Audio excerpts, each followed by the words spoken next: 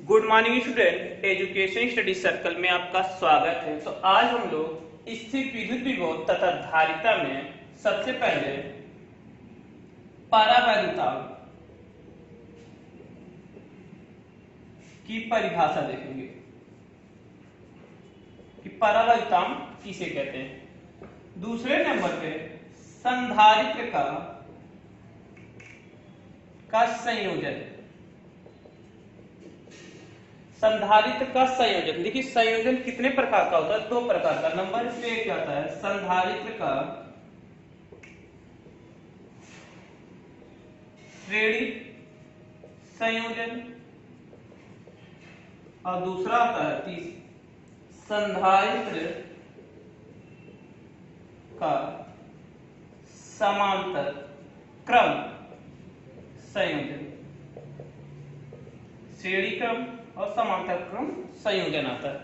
तो इनकी आज हम लोग निगमन देखेंगे और परावैद्युतांक का परिभाषा देखेंगे। लेकिन स्टार्ट करने से पहले जिन्होंने अभी तक चैनल को सब्सक्राइब नहीं किया है प्लीज सब्सक्राइब कर ले। चलते हैं स्टूडेंट, स्टार्ट करते हैं। सबसे पहले हम लोग परावैद्युतांक की परिभाषा देखेंगे। जैसा कि हम लोग जानते हैं परावैद्युतांक को हम लोग K से प्रदर्शित करते हैं। किससे प्रदर्शित करते हैं? K से प्रदर्शित करते हैं। तो देखिए परिभाषा क्या है? किसी माध्यम की वैद्युतशीलता, किसी माध्यम की वैद्युतशीलता तथा निर्वात या वायु की वैद्युतशीलता के अनुपात को ही हम क्या कहते हैं? परावैद्युतांक कहते हैं। सिंपल सा लिखे हैं, किसी माध्यम की वैद्युतशीलता तथा निर्वात या वायु की वैद्युतशीलता का अनुपात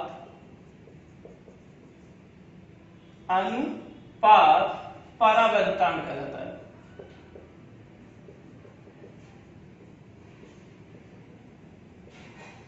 परावैद्युतांक का अर्थात एप्सिलॉन 0/K होता है। यही इसकी परिभाषा है। दूसरे तरीके से परिभाषा देख ले। दूसरा अगर अथवा में अगर आप देखना चाहें, देखिए तो आप देख सकते हैं कि किसी निर्वात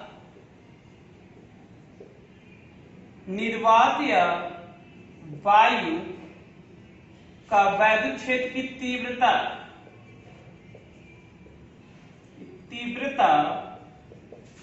और किसी परावैद्युत माध्यम की वैद्युत क्षेत्र की तीव्रता,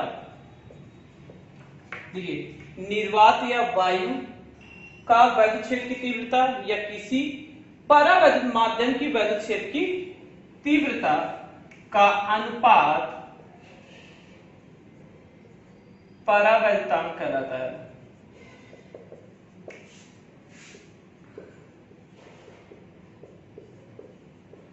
ठीक है, देखिए जैसे कि यहां पे हमने E/एप्सिलॉन, E बराबर एप्सिलॉन को कहते हैं क्या है? एप्सिलॉन को हम क्या कहेंगे? माध्यम की वैद्युतशीलता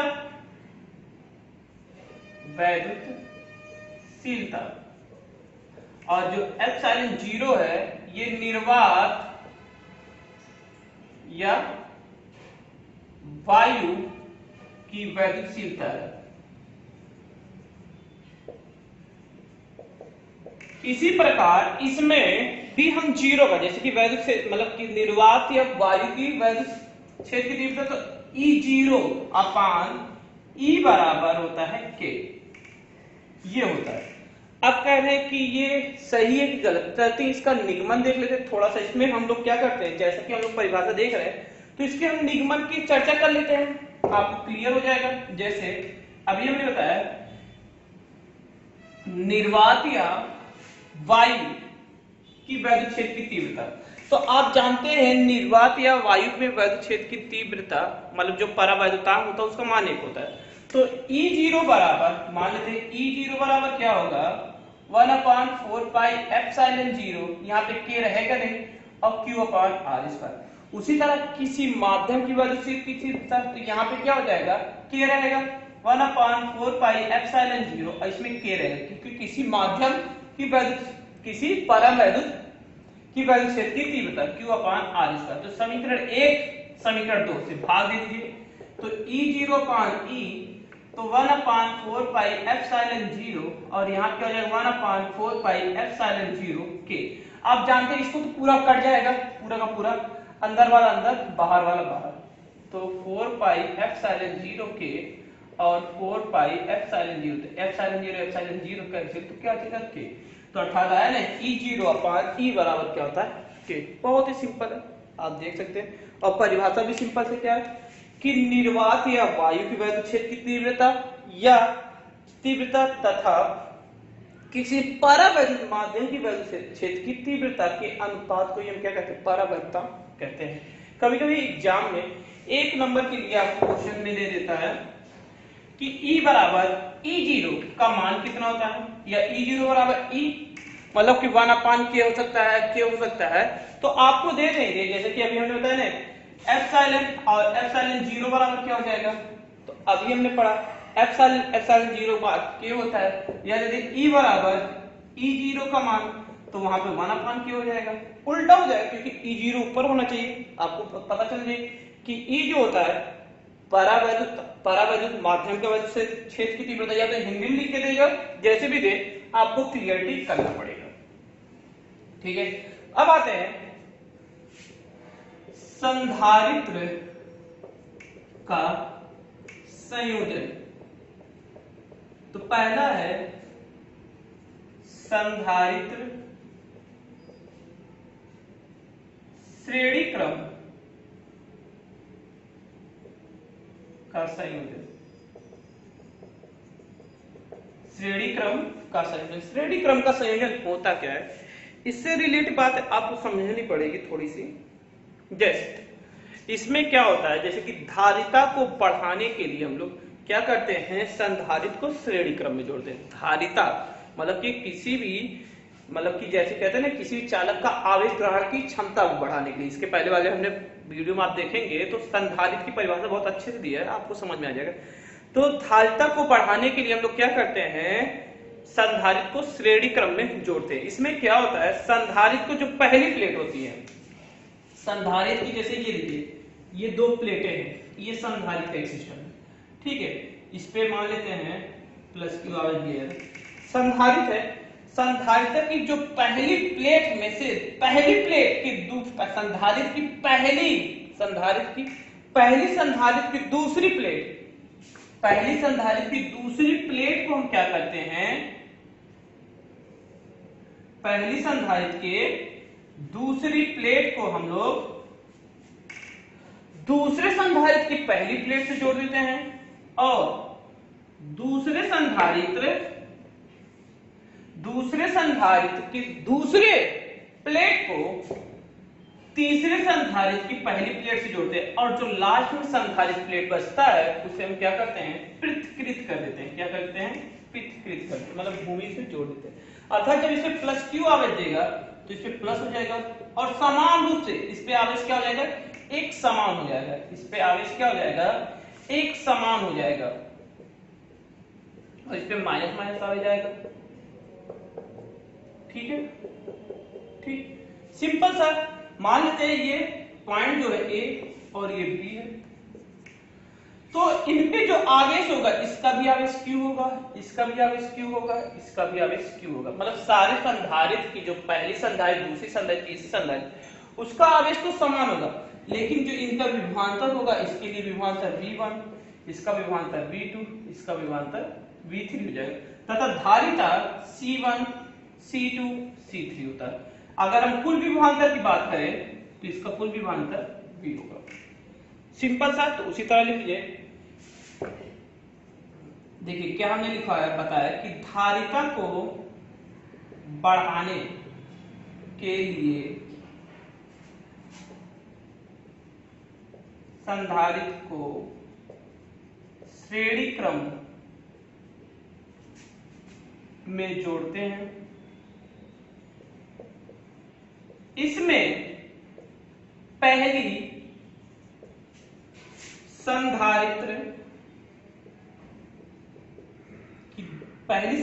की दूसरी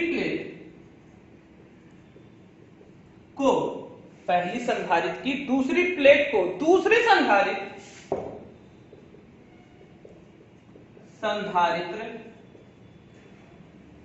के पहली प्लेट से जोड़ देते हैं। सिंपल सा। इसी प्रकार दूसरे संधारित्र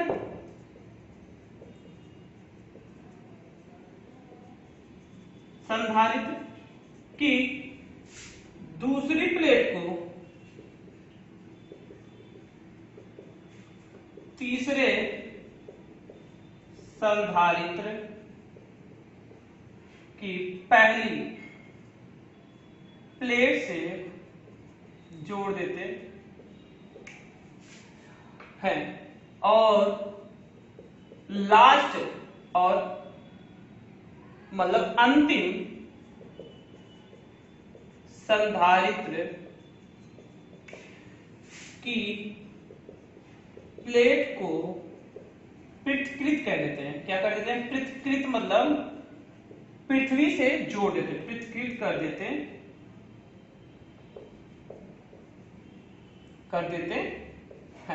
ठीक है। पहले संधारित्र इनमें संधारित्र में मतलब श्रेणी क्रम संधारित्र में सभी पर आवेश समान होता है। क्या होता है? समान होता है। लेकिन पहले संधारित्र का विभव V1 और दूसरे का V2, तीसरे का V3 होता है। इसी प्रकार धारिता C1,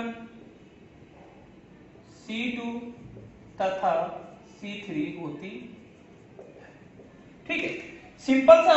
इसमें क्या हमने बताया कि देखिए ये श्रेणी क्रम संयोजन है। श्रेणी क्रम क्या है? संधारित्र का श्रेणी क्रम संयोजन। तो इसमें पहले संधारित्र की जो दूसरी प्लेट है वो दूसरे संधारित्र के पहली प्लेट से जोड़ देते हैं। इसी प्रकार दूसरे संधारित्र की दूसरी प्लेट को तीसरे संधारित्र के पहली प्लेट से जोड़ते हैं और इसी प्रकार आगे चलता रहता है। और जो लास्ट में संधारित्र की प्लेट होती है उसे हम किससे कर देते हैं? पृथक्कृत कर देते हैं। इसमें जो आवेश दिया जाता है इसका आवेश एक समान होता है। देखेंगे सब पे एक समान आवेश होता है क्योंकि इस पे भी आवेश, इस पे भी आवेश, इस पे भी आवेश है। लेकिन इनके बीच का जो विभवांतर V1 हो जाता है, V2 और V3, इसकी धारिता भी अलग हो जाती है। C1, C2, C3 हो जाती है। ठीक है। तो चलते हैं इसका निगमन भी देख लेते हैं। ये थोड़ा हिंदी है, आप हिंदी इसको नोट कर सकते हैं। देखिए चलते हैं थोड़ा सा इसका निगमन देखेंगे, आपको फिगर समझ में आया होगा। तो कुल विभवांतर बराबर श्रेणी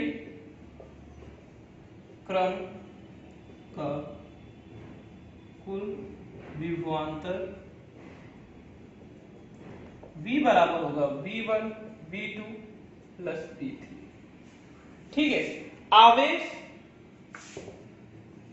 श्रेणी क्रम पर आवेश कितना होगा? आवेश क्या हो जाएगा? तो देखिए पहले पर कितना होगा? Q बराबर क्या हो जाएगा? C1 V1। मतलब कि अगर हम Q1 लेते हैं, यहाँ पे अगर हम Q मान ले, अगर जैसे Q1 अगर मानते हैं तो जैसे कि आप जानते हैं Q1 आपका क्या हो जाएगा? Q बराबर C1 V1। तो पहले हम आपको देखिए हमारा क्या होता है? Q जो होता है C1 V1 हो जाएगा। इसी प्रकार Q बराबर क्या होता है? Q बराबर C और V होता है, CV होता है। आपने पढ़ा है। अगर धारिता की परिभाषा देखिए, धारिता बराबर क्या होता है?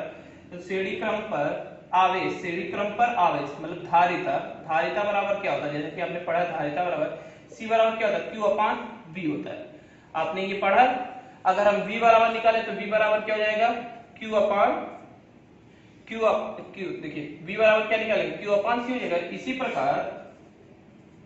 इसी प्रकार अगर ले लें तो सबसे पहले V1 बराबर क्या हो जाएगा, Q अपान C1, V2 बराबर क्या हो जाएगा, Q अपान C2 और V3 बराबर क्या हो जाएगा, Q अपान C3।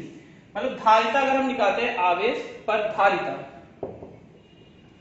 तो धारिता ये होता है, ठीक है, धारिता बराबर ये होता है, इसके बराबर फिर V का मान निकाल सकते हैं। तो समीकरण इसको मान लेते हैं एक, समीकरण एक में विभवांतर एक में रखने पर तो क्या आ जाएगा, V बराबर क्या होगा, V बराबर होता है Q अपान C, तो Q अपान C रख देंगे और V1 बराबर Q अपान C1 प्लस इसी बराबर Q अपान C2 प्लस Q बराबर C3। तो देखेंगे इसमें Q Q कॉमन है तो यहाँ पे Q कॉमन ले लीजिए, C1 C2 C3, तो Q Q से क्या हो जाएगा कैंसिल, तो 1 अपान C बराबर होता है 1 अपान C1 1 अपान C2 1 अपान C3। और इसी प्रकार अगर जोड़े रहेंगे तो जुड़ता रहेगा। तो यही होता है श्रेणी क्रम, यही क्या है हमारा फार्मूला है कि क्या फार्मूला है, 1 अपान C बराबर 1 अपान C1 1 अपान C2 1 अपान C3, ठीक है, यही हमारा फार्मूला है श्रेणी क्रम संयोजन, मतलब संधारित्र का श्रेणी क्रम संयोजन। बहुत ही सिंपल है, आप आसानी से इसको जोड़ सकते हैं। आपको एक एक पॉइंट समझ आए। अब चलते हैं, इसको राइट डाउन कर लीजिए वीडियो को आगे पीछे करके। चलते हैं आगे। अब हम लोग समांतर मतलब संधारित्र का समांतर क्रम संयोजन देखेंगे, मतलब संयोजन का निगमन करेंगे। इसमें क्या होता है, देखिए इसमें दो बिंदु होती है, इसमें दो बिंदु होती है, मान लीजिए ए बी दो बिंदु है, ठीक है, और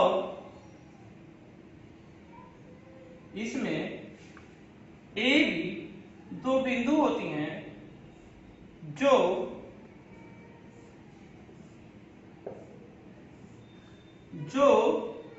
उस बिंदु के जो संधारित्र की पहली प्लेट को बिंदु ए द्वारा जोड़े रहती है, और मान लेते यही है, और संधारित्र के दूसरे प्लेट को बिंदु बी द्वारा जोड़ी रहती है, ठीक है।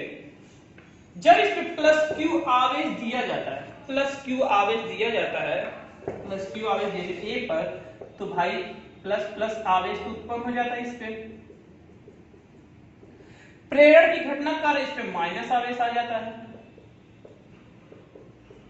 माइनस आवेश आ जाता है, लेकिन और ये क्या होता है, बिंदु बी पृथ्वीकृत होता है, ठीक है, पृथ्वीकृत होता है, पृथ्वीकृत होता है मतलब भूमि से, मतलब पृथ्वी से जुड़ा होता है, ठीक है। ये है आपका फिगर।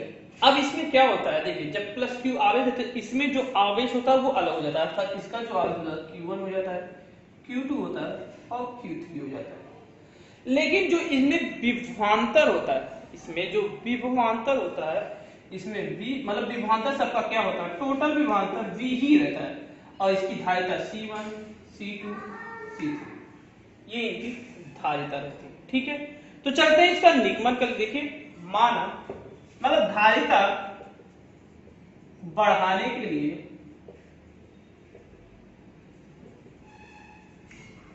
संधारित्र को समांतर क्रम में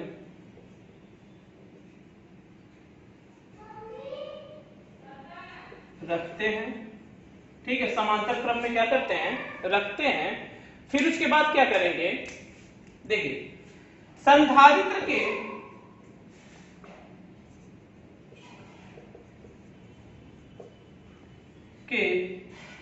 सभी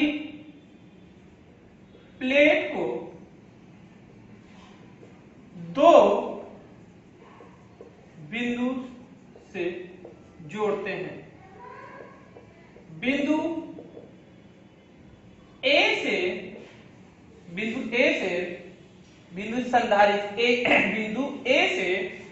संधारित्र के सभी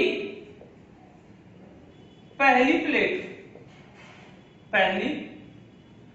प्लेट को जोड़ते हैं तथा संधारित्र के सभी दूसरी प्लेट को बिंदु डी से जोड़ते हैं। ठीक है, इसमें सभी पर विभव समान होता है तथा पहली प्लेट की संधारित्र पर आवेश Q1 तथा दूसरी पर Q2 तथा तीसरे पर Q3 होता है। इसी प्रकार धारिता C1, C2 तथा C3 होती है। ठीक है, आप आराम से इसको लिख सकते हैं। जैसे कि हमने दिखाया आपको 3 प्लेटें लिए हैं हमने और तीनों प्लेट के संधारित्र की पहली प्लेटों को हमने बिंदु A से जोड़ा है और संधारित्र की दूसरी प्लेट को सभी को B से जोड़ा है। ठीक है, और इसमें हमने देखा आपको जैसे हमने बताया और इसमें सभी का विभवांतर V1 होता है। पहली प्लेट में आवेश Q1 होता है और धारिता C1, Q2, C2, Q3, C3 और सभी का विभव जो होता है एक समान होता है। इसका निगमन भी देख लेते हैं। अब इसका हम लोग निगमन देख लेते हैं थोड़ा सा कैसे।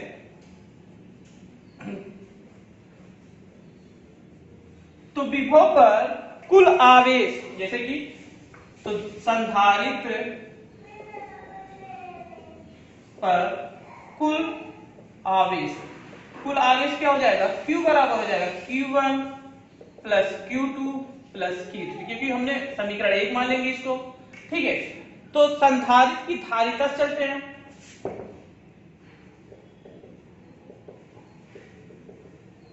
धारिता बराबर क्या होता है? C बराबर क्या होता है? Q अपान V होता है।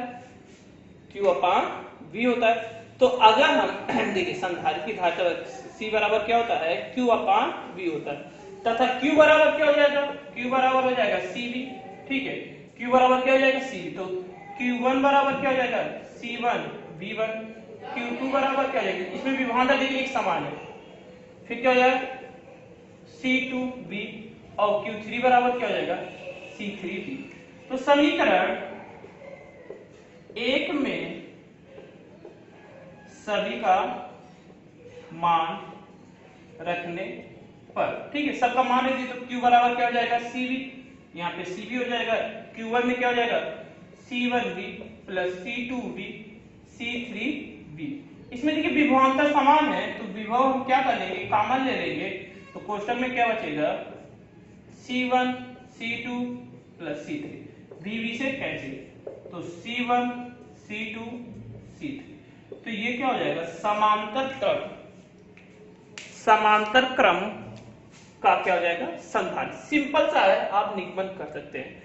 इसमें अगर आपको पूछा जाता है कभी कभी, देखिए जो संधारित्र होते हैं वो आवेश क्योंकि भिन्न भिन्न होता है तो आवेश क्या होता है? समांतर क्रम में आवेश क्या होता है? भिन्न भिन्न होता है। लेकिन श्रेणी क्रम में आवेश क्या होता है? एक समान होता है। सिंपल सा देखिए, और उसमें देखेंगे विभवांतर भिन्न भिन्न होता है, इसमें विभवांतर एक समान होता है। अगर आप तुलना करेंगे तो इसमें विभव एक समान होता है, उसमें विभव अलग अलग होते हैं दोस्तों। तो ये थी पूरी निगमन। यदि आपको इसमें कहीं भी कोई भी प्रॉब्लम हो तो आप कमेंट करके बताइए, जिससे हम आपको अच्छे से दूसरी बार समझा सके। और दूसरी बात, जिन स्टूडेंट ने अभी तक चैनल को सब्सक्राइब नहीं किया है प्लीज सब्सक्राइब कर लें, और अगर आपको वीडियो पसंद है तो लाइक जरूर कीजिएगा दोस्तों। तो नमस्कार, नई वीडियो में नई जानकारी के साथ प्रस्तुत हूँ।